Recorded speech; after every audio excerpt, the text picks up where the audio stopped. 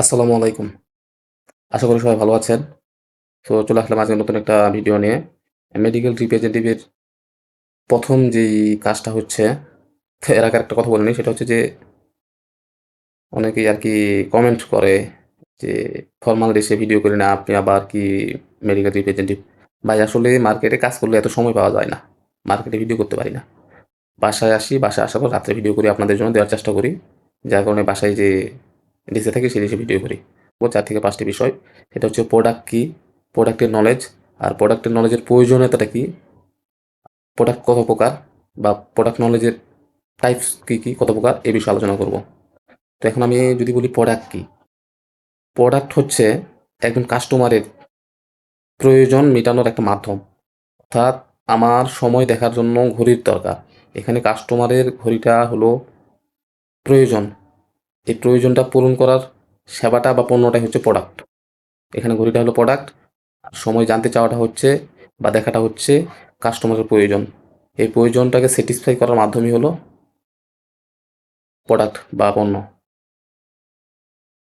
দ্বিতীয়তে আসি, সেটা হচ্ছে প্রোডাক্ট নলেজ। আসলে প্রোডাক্ট নলেজ হচ্ছে আমরা মার্কেটে কাজ করি। ফার্মা মার্কেটে প্রোডাক্ট নলেজ আমার এই প্রোডাক্টটা কোন রোগীকে দেওয়া যাবে, কোন রোগীকে দেওয়া যাবে না, সেবন মাত্রা, কোন রোগীকে এখন বাচ্চার জন্য যেরকম পরিমাণ, একজন প্রাপ্তবয়স্কের জন্য সেরকম পরিমাণ না।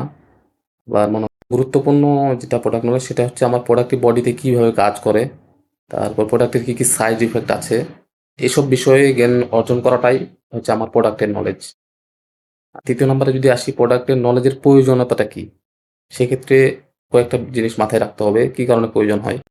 আত্মবিশ্বাস নিয়ে ডাক্তারের সামনে প্রোডাক্টের ডিটেল করার জন্য, তার এই প্রোডাক্ট ডিটেল করার মাধ্যমে ডাক্তারের মনোবল বাড়িয়ে প্রেসক্রিপশন জেনারেট করার জন্য। আর এই প্রেসক্রিপশন জেনারেট করার মাধ্যমে আমার সেলস টার্গেট নিশ্চিত করার জন্য প্রয়োজনীয়তা।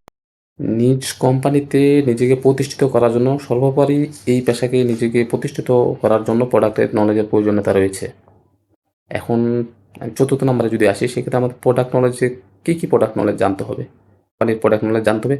পাশাপাশি সেই প্রোডাক্টের প্রতিদ্বন্দ্বী বা মার্কেটে যেসব প্রতিদ্বন্দ্বী কোম্পানি রয়েছে সেই প্রোডাক্টের নলেজ জানতে হবে। অর্থাৎ এই প্রোডাক্ট নলেজের টাইপ হচ্ছে ২ ধরনের। সেটা হচ্ছে নিজ কোম্পানির প্রোডাক্ট নলেজ, পাশাপাশি প্রতিদ্বন্দ্বী কোম্পানির প্রোডাক্ট নলেজ। সো আশা করি ৪ টা বিষয় ক্লিয়ার করতে পারছি আজকের ভিডিও থেকে। একটা হচ্ছে প্রোডাক্ট কী, পাশাপাশি প্রোডাক্টের নলেজ কী, তারপরে প্রোডাক্ট নলেজের প্রয়োজনীয়তা প্লাস প্রোডাক্ট নলেজের যে টাইপ, এগুলা। সো আশা করি এরকম নিত্য নতুন ভিডিও পাওয়ার জন্য আমার পেজে ফলো, লাইক, কমেন্ট, শেয়ার করে সাথে থাকবেন। ধন্যবাদ সবাইকে। আসসালামু আলাইকুম। মার্কেটিং টিপস, স্বাস্থ্য পরামর্শ এবং ভাইরাল নিউজ সবকিছু একসাথে। ভয়েস অফ সিমুল আপনার পাশে।